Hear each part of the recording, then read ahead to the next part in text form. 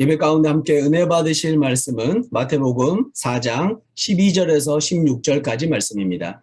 마태복음 4장 12절에서 16절까지 말씀입니다. 제가 봉독하도록 하겠습니다.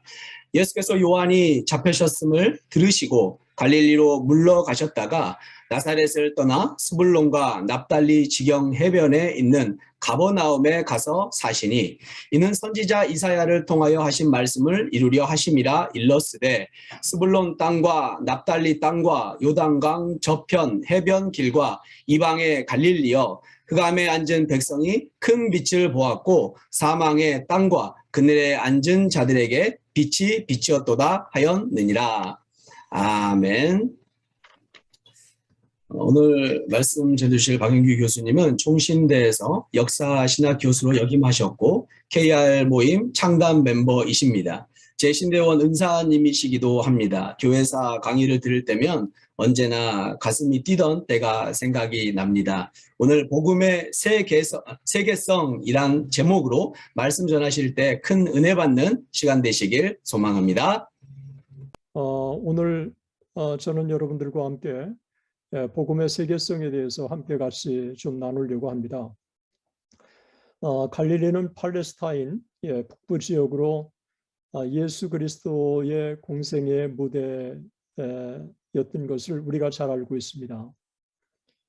그런데 오늘날의 시각에서는 매우 유명하고 아름다운 의미로 우리가 다가오지만 당시 시대적 배경 속에서 갈릴리는 전혀 그렇지 않았습니다. 정치적, 종교적 배경으로 볼 때 구약 시대의 갈릴리는 이스라엘의 역사, 종교의 변방으로 실상은 멸시를 당하던 스불론과 납달리 땅, 이사야 9장 1절에 있습니다. 그리고 갈릴리 북부의 대부분은 산간 지역이기 때문에 사실 땅으로도 그렇게 유용하지가 않습니다. 그런데 예수님께서는 갈릴리를 무대로 하셔서 그곳에서 잘하시고 사역을 하시고 제자들을 부르시고 그리고 병자들을 고치시고 안진뱅이를 일으키시고 그 했던 모든 지역이 갈릴리를 배경으로 하고 있다는 것입니다. 위로와 희망과 용기와 소망을 불어 넣어주시고 수많은 무리들이 그 말씀을 듣기 위해 찾아온 것도 갈릴리 사람들이었습니다. 마태복음 그 2장 22절과 23절에 보면 사실 제게는 새롭게 다가왔습니다.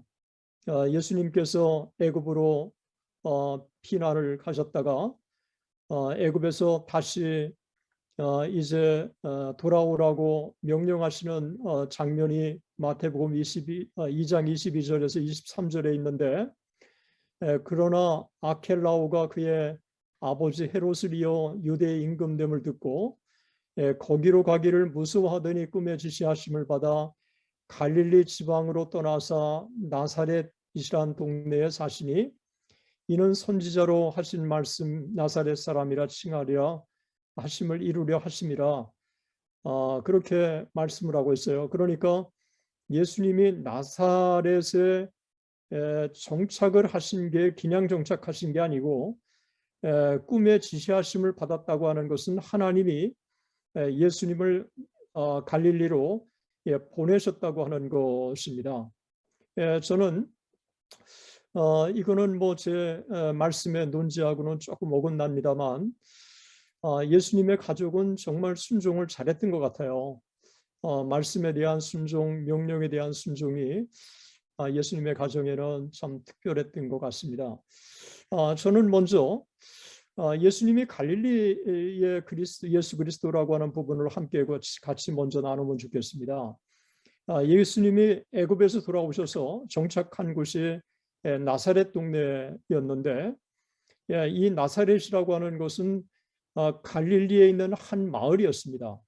그래서 마태복음 21장 11절에 보면 예수님을 지칭해서 뭐라고 말씀하고 있느냐 하면 갈릴리 나사렛에서 나온 선지자 예수라고 말씀하고 있어요. 그러니까 이 갈릴리와 이 나사렛이라고 하는 것은 사실 갈릴리 안에 나사렛이라고 하는 동네가 있기 때문에 우리가 이 부분은 여전히 갈릴리 안에 있다고 하는 것을 우리는 이해할 필요가 있습니다.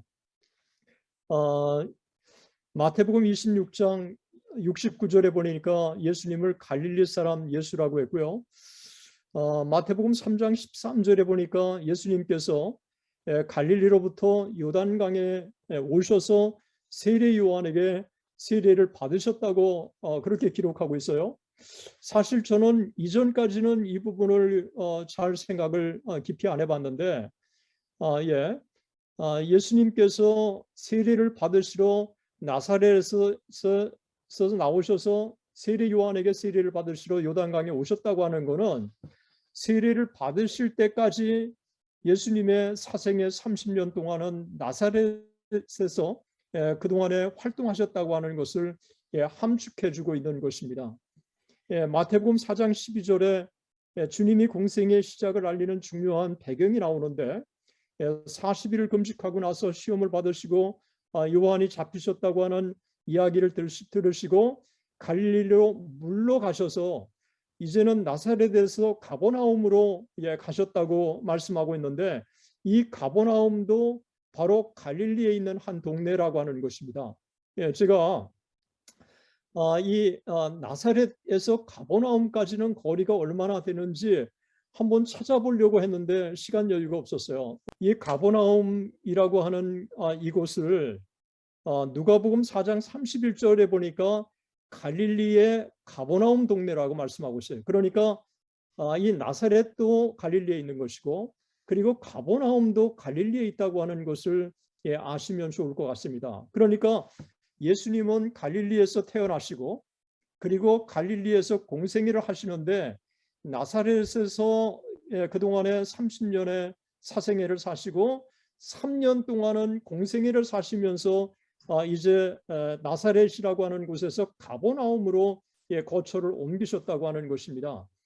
그리고 예수님이 제자들을 뽑으신 것도 갈릴리 출신 자들이었어요. 그래서 빌립을 가리켜서 갈릴리 베세다 출신이라고 요한복음 12장 21절에 말씀하고 있고 나다나엘은 갈릴리 가나 출신이라고 말씀하고 있어요. 그래서 제가 찾아보니까 12명의 제자들 중에서 6명, 베드로, 안드레, 야고보, 요한, 빌립, 그리고 마태 이렇게 6명이 갈릴리 출신이더라고요. 그러니까 예수님은 갈릴리에서 성장하셨고 갈릴리를 무대로 삼으셨고 갈릴리 출신자들을 제자로 삼으셨고 그리고 갈릴리에서 복음을 전하신 거예요. 그러니까 예수님은 갈릴리를 무척이나 사랑하신 것입니다.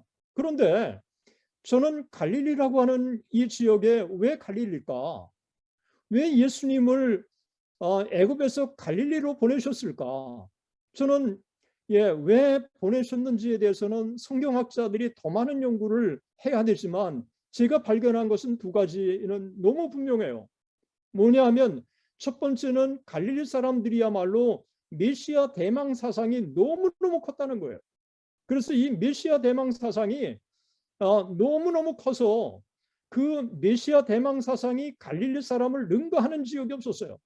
그러니까 예수님이 메시아로 그리스도라고 말씀하시고 내가 메시아라고 말씀했을 때 갈릴리 사람들은 메시아 고대 사상이 너무 컸기 때문에 예수님을 받아들일 수 있는 준비가 토양이 너무너무 잘 된 거예요.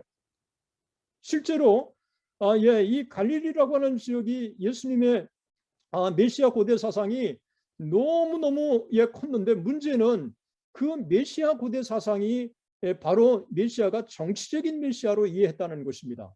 그래서 1차 유대인 반란의 진원지가 어디였느냐 하면 바로 갈릴리였다는 것입니다. 그러니까 이 갈릴리라고 하는 지역은 메시아 고대 사상이 너무너무 강했던 거예요. 그래서 이 메시아 고대 사상이 강했기 때문에 하나님께서 이 예수 그리스도를 갈릴리로 보내주신 것은 이미 받을 마음의 토양의 준비가 된 지역이기 때문에 이 갈릴리로 보내셨다고 저는 생각을 해요. 두 번째로 이 갈릴리가 어떤 곳이냐? 오늘 마태복음 4장 15절에 보면 이방인의 갈릴리라고 말하고 있습니다. 저는 3주 전에 아니 갈릴리라고 하는 지역이 왜 이방인의 갈릴리야? 새롭게 제가 와닿았어요. 제가 요즘에 유튜브를 하면서 초대교회사를 새롭게 제가 강의하고 있는데 그러면서 과거에 했던 학교의 강의가 아니라 원자료나 이런 것들을 쭉 보면서 제가 어느 책을 읽다가 또 성경을 제가 보다가 바로 이 마태복음 4장 15절에 갈릴리를 이방인의 갈릴리라고 표현하고 있다고 하는 것입니다. 그래서 이방의 갈릴리라고 하는 이 부분이 보니까 이미 이사야 9장 1절과 2절에 예언된 말씀이었어요. 그래서 이사야 9장 1절과 2절에 보면 이 멸시당하는 곳이 바로 이 갈릴리였습니다. 스불론 땅과 납달리 땅이었는데 그런데 이 갈릴리가 이 갈릴리를 영화롭게 하셨다는 것이요. 그러니까 예수 그리스도가 이곳에 오실 것을 이미 갈릴리 천안 땅에 오실 것을 이미 이사야 9장 1절에서 2절이 예견해주고 있는 것입니다. 그러면 왜 갈릴리가 이방인의 갈릴리라고 했을까? 저는 그게 궁금했어요. 제가 추적해 보니까 어떻게 갈릴리가 이방인의 갈릴리가 됐느냐고 했을 때 BC 721년에 북이스라엘이 아수르로부터 멸망을 당하지 않습니까? 그러면서 이방인들이 이곳에 들어와서 거하기 시작하면서 이 갈릴리의 이 지역에 이방인들이 많이 살기 때문에 이방인의 갈릴리라고 그렇게 불리기 시작한 것입니다. 그래서 이 갈릴리는 이방인과 유대인 사이에 상당한 갈등이 일어난 곳도 바로 이 갈릴리였습니다. 그 대표적인 사례가 마카비 전쟁인데 이 마카비 전쟁 때 갈릴리에 사는 전 이방인들이 합세해서 유대인들을 멸망시키려고 그렇게 전투를 벌인 적이 있는데 바로 이 갈릴리에 사는 이방인들과 유대인 사이에 갈등이 있었다고 하는 것을 보여주고 있는 것입니다. 또 하나 흥미로운 사실은 이 갈릴리에 이방인들이 많기 때문에 이 갈릴리 사람들이 율법을 증오하는 것으로 그렇게 당시에 널리 알려진 것입니다. 그래서 요한복음 7장 49절에 보면 예수님을 따르는 무리들은 율법을 알지 못하는 무리라고 했는데 바로 갈릴리 사람을 지칭해서 한 것입니다. 그리고 갈릴리에서는 선지자가 나지 못한다고 하는 것도 당시에 율법을 존중하고 율법을 준수하고 또 율법을 아주 중하게 여기는 그 전통이 선지자가 나온다고 생각했는데 그런데 율법을 경시하는 갈릴리에서 선한 것이 나올 수 없다고 생각한 것이고 선지자가 나올 수 없다고 생각하고 그리고 메시아도 그곳에서 나올 수 없다고 그렇게 본 것입니다. 그래서 갈릴리 사람이라고 하는 것은 정말 상당히 폄하적인 의미로 그렇게 말을 하고 있는 것입니다. 우리는 예수 그리스도가 낮고 천한 말구 위에서 오셨고 그런데도 그 지역 중에서도 천대받는 갈릴리에 오셨다고 하는 이 사실을 우리는 주목할 필요가 있습니다. 우리는 예수님의 단순한 성육신의 차원이 아니라 예수님이 정말 이 땅에 만인의 구원자가 되시기 위해서 창조주가 피조물이 되시고 그리고 전능하신 하나님이 인간이 되시고 뿐만 아니라 말구에 오셨을 뿐만 아니라 이 갈릴리에 예수님이 생애를 사셨다고 하는 사실을 우리는 당시의 배경 속에서 이해할 때 아주 깊은 의미를 우리는 담고 있는 것입니다. 이 갈릴리라고 하는 지역의 베드로를 가리켜서 갈릴리 사람이라고 하지 않습니까? 그런 면에서 이 갈릴리라고 하는 것은 폄하적인 의미가 있다고 하는 것을 우리는 주목할 필요가 있습니다. 그런데 이 이방인의 갈릴리에 예수의 소문이 온 갈릴리에 퍼졌다고 말씀하고 있어요. 예수님이 공생애를 사시면서 메시아이심을 드러내시고 이적을 베푸시고 그리고 하나님의 말씀을 증거하시고 그러면서 이 갈릴리에 온 갈릴리에 예수의 소문이 퍼졌다고 말씀하고 있어요. 그러면 예수의 소문이 온 갈릴리에 퍼졌다면 이방인의 갈릴리 유대인과 이 이방인이 같이 살고 있었던 이 지역에 예수에 대한 소문이 이방인들에게도 정말 많은 사람들의 이방인들에게도 예수의 소문이 들렸다고 하는 것을 우리는 주목해 볼 필요가 있습니다. 그래서 이 갈릴리라고 하는 지역은 이방인과 유대인들이 섞여 사는 곳이고 그리고 메시아의 고대 사상이 가장 강한 곳 중에 하나라고 하는 것입니다. 저는 여기서 우리가 뽑아내야 할 게 뭐냐? 복음의 세계성이라고 하는 것입니다. 세계 모든 민족에게 복음을 증거하시기 위해서 이 땅에 오셔야 할 가장 적합한 곳이 바로 이방인의 갈릴리였습니다. 유대인과 이방인들이 섞여 사는 곳, 메시아 사상이 가장 강한 이 지역에 주님이 오신 것입니다. 때문에 이미 예수 그리스도의 오심이라고 하는 것, 그것은 그 자체가 복음의 세계성을 담고 있다고 하는 사실을 우리는 주목할 필요가 있습니다. 제가 핸드릭슨 주석을 보니까 핸드릭슨이 이렇게 얘기합니다. 무시당하던 이방인과 유대인이 섞여 살고 있는 갈릴리 지방의 허다한 무리들에게로 역시 하나님께서 자기 아들을 보내셨다. 하나님이 자기의 사랑하는 아들 인류를 구원하시기 위해서 이 보내주신 지역이 바로 이 갈릴리라고 하는 것입니다. 이방인의 지방, 그리고 유대인들과 이방인들이 살고 있는 메시아 사상이 가장 강한 이 지역에 우리 하나님이 예수 그리스도를 보내주신 것입니다. 왜 예수 그리스도를 이방인들과 유대인이 섞여 살고 있는 갈릴리로 보내주셨을까요? 복음이 모든 민족에게 전파되기 위해서. 이미 예수님 시대에 이 하나님의 복음이 만민에게 복음이 증거된다고 하는 것들을 예수님의 생애 동안에 너무 분명하게 현시해 주시기 위해서 하나님은 이방인의 갈릴리로 보내주신 것입니다.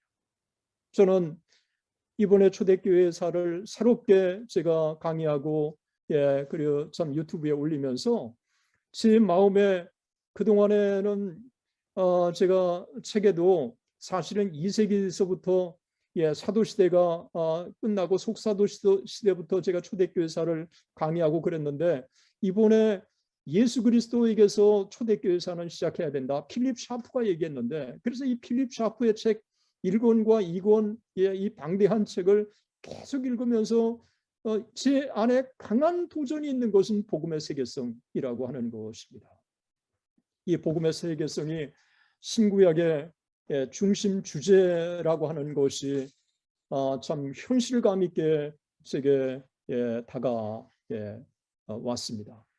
그래서 이미 예수 그리스도의 족보, 예수 그리스도의 이 족보 속에서 우리는 우리가 이 복음의 세계성을 우리가 느낄 수 있고 이 갈릴리라고 하는 지역이 이방인의 갈릴리라고 하는 지역에서 우리는 복음의 세계성을 우리가 느낄 수 있고 그곳에서 예수님은 태어나게 하시고 성장하게 베들레헴에서 태어나시고 그곳에 성장하게 하시고 그곳 사람들과 어울리게 하시고 그곳 문화를 배우게 하시고 그곳의 전통을 이해하게 하시고 그리고 가나 혼인잔치도 갈릴리더라고요. 그러니까 그 세계 속에서 그들과 동화되면서 그 세계의 이방인들에게 하나님의 복음을 완벽하게 전할 수 있도록 그리고 이방인들의 사랑을 몸으로 완전한 인간이신 그분이 체험할 수 있도록 이 이방인의 갈릴리로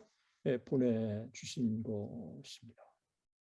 이방인의 갈릴리, 그곳은 복음의 세계성을 증거해주는 너무 훌륭한 장소이고 그리고 이 복음의 이 세계성을 담아낼 수 있도록 우리 하나님께서는 섭리하셨다고 하는 것을 우리는 기억해야 합니다. 예수님께서 마태복음 4장 17절에 보면 바로 마태복음 4장 15절까지 이방인의 갈릴리라고 말씀을 딱 하고 나서 그 다음에 이때부터 예수께서 비로소 전파하여 이르시되 회개하라 천국이 가까웠느니라. 1차적인 대상은 유대인입니다. 그러나 분명히 이 복음의 대상은 이방인들도 동시에 갈릴리에서 선포하셨다고 하는 것을 우리는 주목해 줘야 합니다. 이미 처음부터 예수 그리스도의 복음은 복음의 세계성을 염두에 두고 하셨다고 하는 것을 우리는 마음에 새겨야 하는 것입니다. 제자를 부르실 때도 이미 복음의 세계성을 염두에 두시고 부르신 것입니다. 갈릴리 사람을 부르셨다고 할 뿐만 아니라 다양한 사람을 부르신 것입니다. 그래서 이들과 함께 어울러서 이 복음이 이 갈릴리 지역의 유대인들에게만 복음을 전하는 게 아니라 이방인들에게도 복음을 전하고 예수 그리스도의 이 복음을 이 동시에 유대인들과 이방인들에게 전하는 예수님의 사역을 몸소 제자들이 배우고 체험하고 체득할 수 있도록 우리 주님께서 훈련을 하신 거예요. 예수님의 생애를 보면 이미 복음의 세계성이 예수님의 공생애 동안에 드러납니다.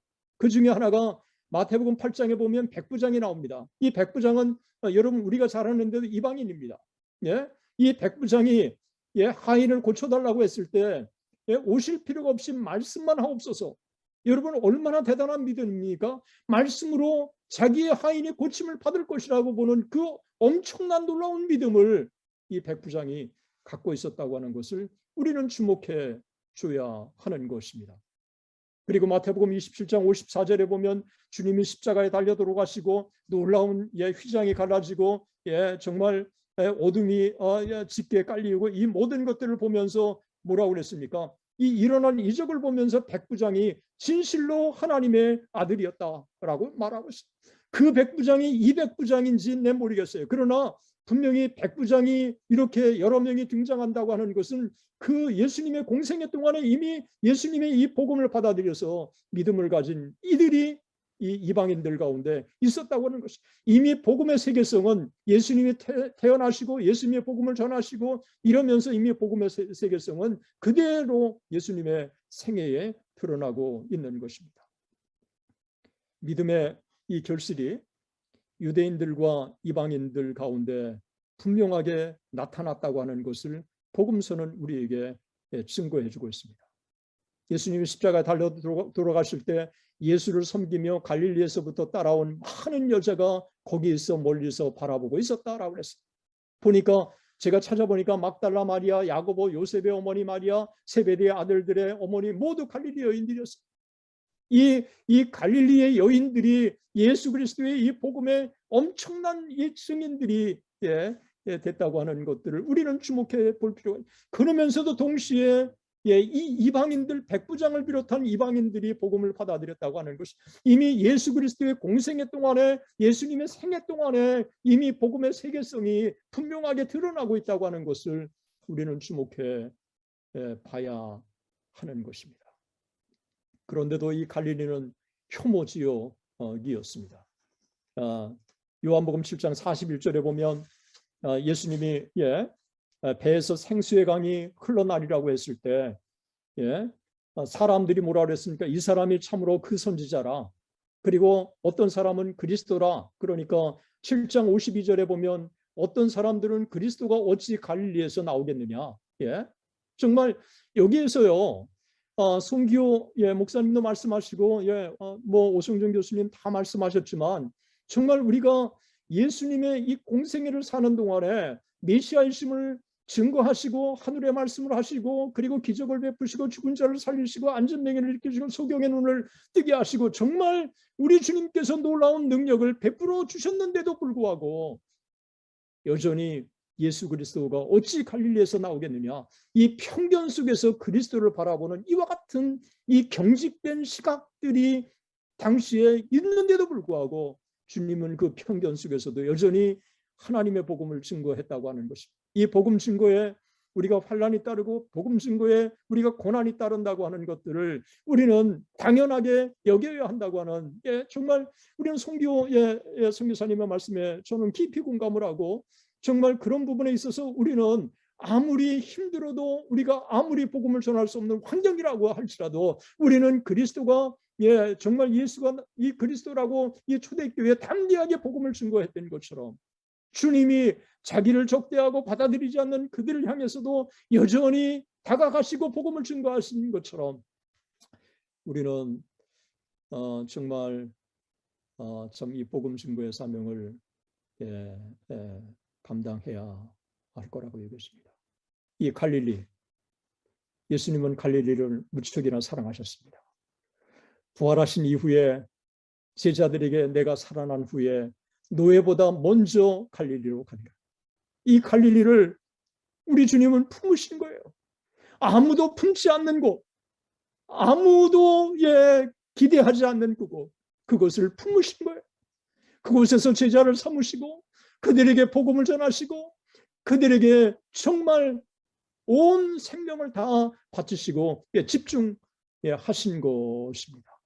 그래서 부활하신 이후에 먼저 갈릴리에 가셨고 그리고 지시하신 산에 제자들이 모였을 때 주님이 하신 말씀이 너희는 가서 모든 족속으로 제자를 삼아 아버지와 아들과 성령의 이름으로 세례를 주고 내가 너희에게 분부한 모든 것을 가르쳐 지키고 보라 세상 끝날까지 너희와 항상 함께 있으리라. 여러분, 제자들이 주님이 모든 족속에게 가서 모든 민족에 가서 복음을 전하라고 했을 때 이 제자들은 주님이 하신 말씀이 무엇인지를 피부로 느낀 거예요. 갈릴리에서 태어나시고 그리고 이방인과 유대인들에게 하나님의 복음을 증거하시고 그러면서 이방인들과 정말 여전히 유대인들에게 여전히 차별 없이 하나님의 복음을 증거하시는 이 주님을 통해서 주님의 하시는 이 말씀을 제자들은 깊이 깨닫게 된 것입니다. 제자들은 갈릴리 출신이고 이방인들과 함께 어울려 살아가는 것이고 그들에게 가서 참 복음을 전하기도 했고 그러면서 모든 민족에게 가서 복음을 전하는 이 주님의 명령을 제자들은 실감했을 것입니다. 복음의 세계성. 저는 이 복음의 세계성을 사도행전을 보면서 다시 갈릴리와 연계시키고 싶습니다. 사도행전 1장 11절에 보면 예수님의 승천하시는 장면이 나옵니다. 이 예수님의 승천하시는 장면에 하늘을 우러러 쳐다보고 있는 이들에게 천사가 이렇게 얘기합니다. 사도행전 1장 11절에 이르되 갈릴리 사람들아 어찌하여 서서 하늘을 쳐다보느냐 너희 가운데서 하늘로 올리우신 이 예수는 하늘로 가심을 본 그대로 오시리라 하였느니라. 바로 예수님의 이 마지막 승천하시는 장면에 모여있던 사람들이 누구냐? 갈릴리 사람들이었다는 것입니다. 이 갈릴리 사람들, 그러니까 이 갈릴리 사람들 마지막 이 복음의 세계성을 위해서 우리 주님께서 온 생에 태어나시고 자라시고 함께 친구를 만드시고 그러면서 제자를 삼으시고 이 복음을 생명 내걸고 전해주시고 남겨주신 그 사람들이 바로 갈릴리 사람들이라는 이 갈릴리 사람들. 예수님의 마지막 승천의 이 장면을 목도한 이 갈릴리 사람들. 그래서 갈릴리를 무대로 주님은 그곳에서 출생하시고 제자들을 삼으시고 공생애를 사셨고 그곳에 사람들이 주님의 부활과 승천을 목도했고 이들이 바로 오순절의 증인이었다는 것입니다. 사도행전 2장 10절에 보면 다 놀라 신기하게 여겨 이르되 보라 이 말하는 사람들이 다 갈릴리 사람이 아니냐? 다 갈릴리 사람이 아니냐? 이 중에 몇 사람이 갈릴리 사람이 아니냐가 아니라 다 갈릴리 사람이 아니냐? 다 갈릴리 사람이 아니냐? 제자들과 오순절의 증인들이 갈릴리 사람이라고 하는 사실을 증거하신 것입니다.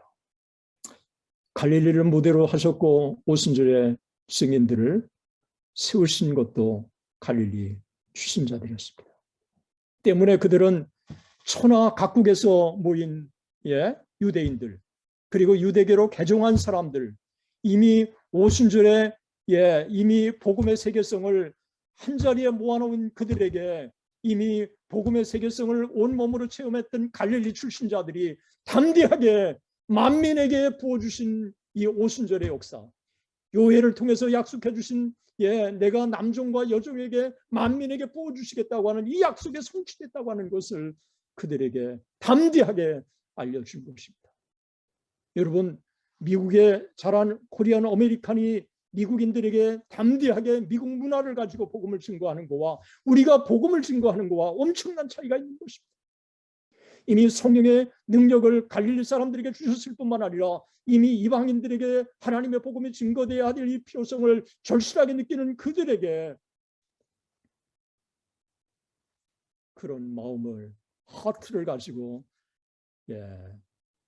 천하 각국에서 모인 유대인들과 유대교로 개종한 사람들에게 복음을 증거한 것입니다.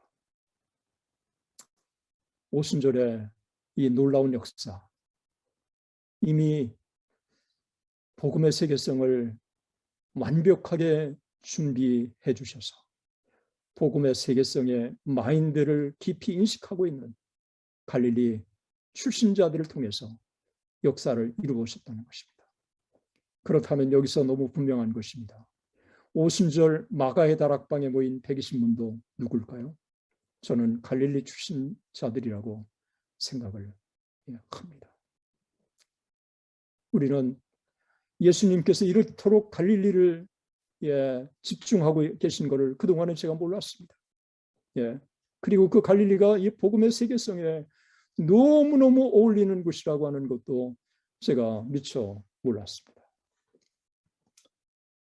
이스라엘 백성들이 오순절 이후에 안주하려고 했을 때, 예루살렘에 안주하려고 했을 때 스데반의 순교를 통해서 흩으셔서 사마리아에, 온 유대에, 가이사라에, 그리고 안디옥에 하나님의 복음을 증거하시고 아예 안디옥 교회는 다민족의 교회로 하나님이 세우신 거 우리 너무도 잘 알고 있지 않습니까?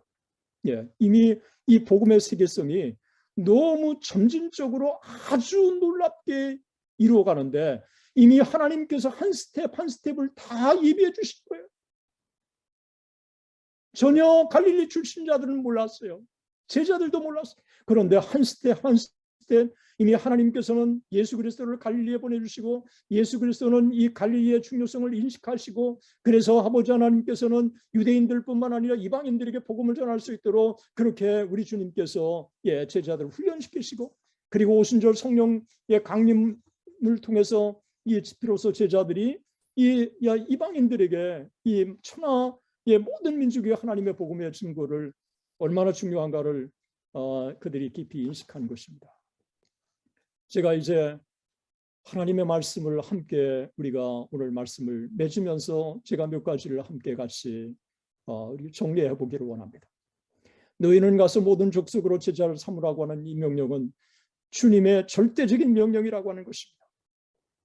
이 복음의 세계성은 이 복음의 세계성은 우리가 한국에서 사역하든 외국에서 사역하든 상관없이 철저하게 우리의 마음에 새겨야 할 예수님과 성경과 기독교 역사가 증거하고 있는 너무너무 중요한 가르침이라고 하는 사실을 우리 일깨워줘야 합니다. 한인교회 선교사들이 담임할 수 있습니다. 그러나 복음의 세계성을 염두에 둬서 정말 동시에 한인뿐만 아니라 그 미전도 종족에게 다른 민족에게 하나님의 복음을 증거하는 길을 찾아야 한다고 생각합니다. 한국교회 우리 정말 한국인들만 대상으로 할 게 아니라 한국에 와 있는 정말 수많은 다민족에게 하나님의 복음을 증거할 수 있는 기회를 이 민족에게 너무너무 주신 것입니다. 우리 복음의 세계성 깊이 마음에 새겨야 할 것입니다. 주님의 명령에 우리가 너희는 가서 모든 족속으로 제자를 삼으라고 하는 것은 복음의 세계성의 실천이라고 생각합니다. 제자들은 유대인들에게만 아니라 이방인들에게 동시에 복음을 전하는 것입니다. 그래서 이 복음의 세계성은 거룩한 하나님의 언약이자 명령이자 그리스도인들이 마음에 새겨야 할 당면 과제라고 생각해요. 저는 그래서 이 복음의 세계성은 언약, 명령 그리고 이 동시에 이 과제로 우리가 받아들여야 할 거라고 합니다. 제가 오늘 아침 김희석 교수님의 룻기 모압 여인 제가 늘 아는 거지만 새롭게 제 마음에 와닿습니다. 도저히 하나님의 백성에 들어올 수 없는 여인을 통해서 구속의 역사를 이루어 가시는 놀라운 구원의 세계성, 이 복음의 세계성. 그래서 예수 그리스도의 계보 속에 이 구원의 세계성을 이미 보여주고 있다고 하는 거예요. 여러분 제가 마태복음을 다시 보니까 마태복음 1장 5절에 여러분 보아스가 누구냐고 하니까 기생 라합의 아들이더라고요. 기생 라합의 아들이에요. 이미 보아스는 복음의 세계성을 몸으로 체험한 장본인이에요. 어머니가 이방인인데도 하나님께서 이 보아스를 정말 너무도 하나님의 이 선택된 백성으로 세우신 것을 보아스는 너무너무 잘 알았던 거예요. 그러니까 이 룻이라고 하는 모함 여인을 자기의 사랑하는 아내로 받아들이는 것을 두려워하지 않았던 것입니다. 이미 하나님께서 보아스에게 복음의 세계성을 심어주신 거예요. 이 보아스는 그런 배경이 있기 때문에 룻을 자기의 아내로 그렇게 쉽게 받아들일 수 있지 않았을까. 제가 다시 오늘 본문을 생각해 보면서 묵상해 보았습니다. 요나서 4장 11절에 보면 여호와께서 이르시되 내가 수고도 아니하였고 재배도 아니하였고 지난밤에 났다가 하룻밤에 말라버린 이 박농쿨을 아꼈거든. 하물며 큰 성읍 니느웨에는 좌우를 분별하지 못하는 자가 12만여 명이요 가축도 많이 있나니 내가 어찌 아끼지 아니하겠느냐 하시니라. 여러분, 여기 내가 아끼지 아니하겠느냐라고 하는 말씀이 뭡니까? 내가 사랑하지 않겠느냐라는 것입니다. 내가 사랑하지 않겠느냐라고 하는 말은 뭡니까? 그들이 하나님의 백성의 참 이 언약의 백성이 되기를 내가 바라지 않느냐? 구원받기를 원하지 않느냐라고 하는 것으로 우리가 받아들일 수 있습니다. 그런데 이 요나는 정말 유대인의 전통적인 국수주의에 깊이 물들어 있었던 것입니다. 이 유대인들이 이 전통적인 이 국수주의에 깊이 물들어 있기 때문에 심지어 여러분 사도행전에 보면 예수 그리스도를 유대인들이 받아들이는 것들에 대해서 정말 다민족이 이방인들이 받아들이는 것에 대해서 이 유대인들이 그렇게 시기하지 않았습니까?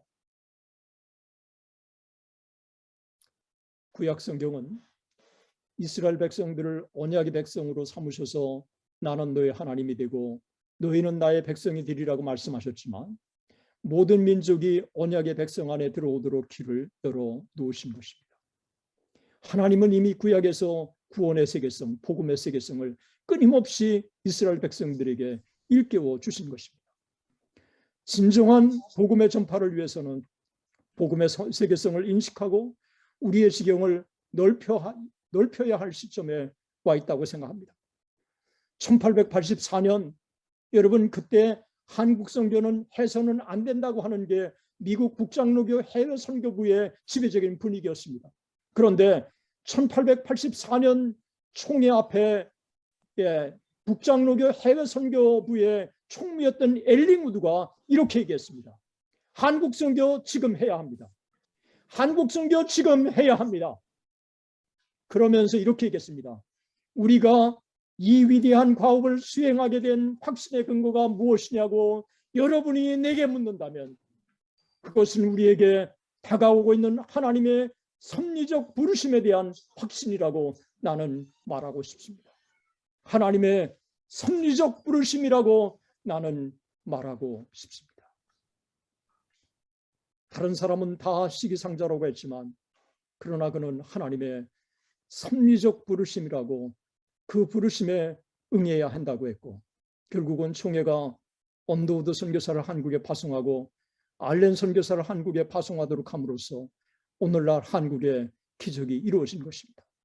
오늘 한국교회 이 섭리적 부르심에 끊임없이 도전하고 있다고 말씀합니다. 지금은 이제 더 이상 피할 수 없는 시점에 와 있다고 믿습니다. 여러분 KR이 이 일을 감당해야 한다고 믿습니다. KR이 앞으로 어떻게 이 일을 감당할 수 있겠느냐라고 했을 때 하나님은 한 스텝 한 스텝 예비해 주셨을 거라고 저는 생각해 보는 것입니다. 유대민족이 하나님의 선택된 백성이면서 메시아를 통해 이루어가야 할 하나님 나라의 주역이 되지 못한 게 뭐냐라고 했을 때 저는 극단적인 선민의식, 국수주의 때문이라고 생각합니다. 유대인들만 아브라함의 후예고 그 은혜를 받아야 한다고 하는 이와 같은 국수주의가 유대민족 스스로가 축복을 걷어찼다고 생각합니다. 요나가 보여주는 전형적인 사례가 그것이라고 생각합니다. 한국교회 왜 위기를 만나고 있느냐? 안주하기 때문이라고 생각합니다. 하나님이 주신 물질적인 축복, 목사도 그렇고 정말 교인들도 그렇고 너무 그와 같은 축복 속에 향유해서 살았지. 정말 복음의 세계성, 이 사명을 우리 한국교회가 제대로 감당하지 못했기 때문이라고 생각합니다. 우리가 바울이 동족으로부터 핍박을 받는 것도 구원의 은혜가 이방인들에게 확대되었다고 선포하는 것을 국수주의에 물들어 있던 이들이 받아들이기 힘들었기 때문이라고 하는 것을 우리가 너무도 잘 알고 있습니다. 그러면 우리가 어떻게 해야 될까요? 은혜를 흘려보내야 합니다. 은혜를 흘려보내야 합니다. 정말 우리가